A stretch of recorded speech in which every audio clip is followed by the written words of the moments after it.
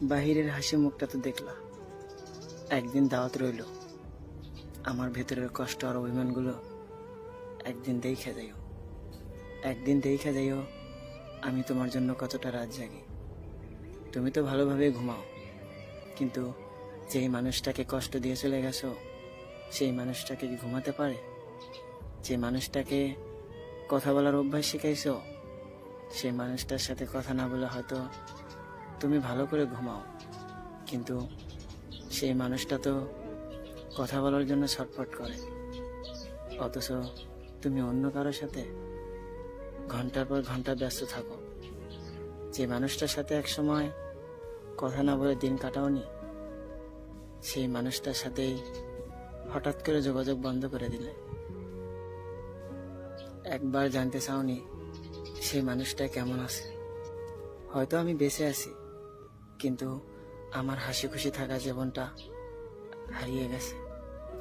একটা সময় তুমি কারোর সাথে কথা বললে কষ্টে বুকটা ফেটে যেত, আর এখন তুমি অন্য কারো পাশে, যেটা আমি কখনোই ভাবিনি। আমি ভাবছিলাম হাজার কষ্ট হলেও তুমি আমার পাশে থাকবে, কিন্তু দিন শেষে তুমিও হারিয়ে গেলে। একটা সময় মন খারাপ থাকলে আমার মন ভালো করার জন্য পাগলের মতো ছটফট করতে, আর এখন চোখের পানিতে বালিশ ভিজালেও একবারও ভুল করে খবর নাও না আমি কেমন আছি।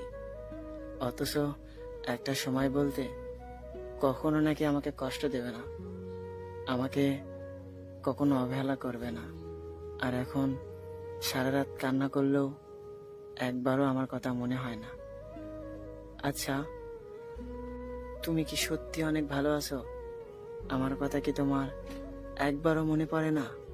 একবারও মনে হয় না যে মানুষটাকে একসময় পাগলের মতো ভালোবাসতে, সেই মানুষটার সাথে হঠাৎ করে যোগাযোগ বন্ধ করে দিলে তোমার কি ইচ্ছা করে না একটু কথা বলতে? কিভাবে থাকো? আমি তো তোমার কথা মনে হলে পাগলের মতো ছটফট করি। জানো, তোমার সাথে হয়তো আর আগের মতো কথা হয় না, কিন্তু তোমার দেওয়া সেই পুরাতন মেসেজগুলো এখনো বারবার দেখি। শুধু ভাবি পাগলের মতো ভালোবেসেও তাকে বুঝাতে পারিনি আমি কতটা ভালোবাসি। আচ্ছা, একটা কথা বলবা? যদি আমার সাথে কথা না বলে তুমি ভালো থাকো, তাহলে আমাকে সরাসরি বলে দিও। আমি কখনো তোমার বিরক্তির কারণ হব না, চুপচাপ সরিয়ে যাব। হয়তো সারাদিন কান্না করব, তবু আমি ভুল করেও তোমার কাছে আর ফোন দেব না।